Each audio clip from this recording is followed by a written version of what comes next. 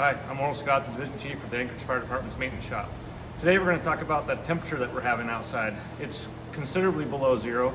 In fact, this morning at the shop it was 18 below. And for a passenger car, it is complicated because it makes everything cool down and causes the vehicle not to want to cooperate.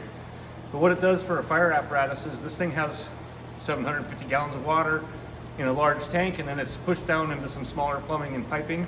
And what happens when that water freezes, it expands, and in the right environment, it expands and it will break a valve or a pipe or a hose.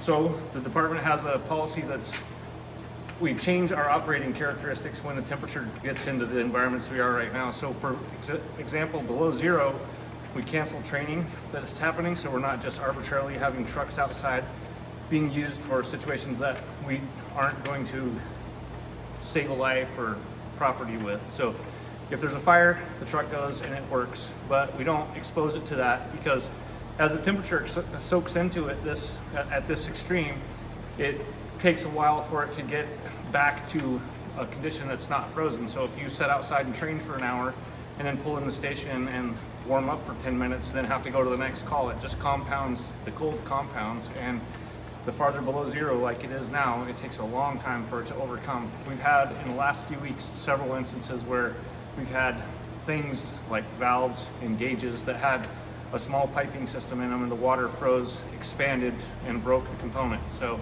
we try hard not to expose our apparatus to that and keep it from doing this. One of the things that we do when it's above zero, for instance, it's 10 or 15 degrees, we'll recirculate water in the piping system, and by recirculating it, it creates a little bit of resistance and generates a little bit of heat, enough to keep that the piping will not freeze up and cause those issues.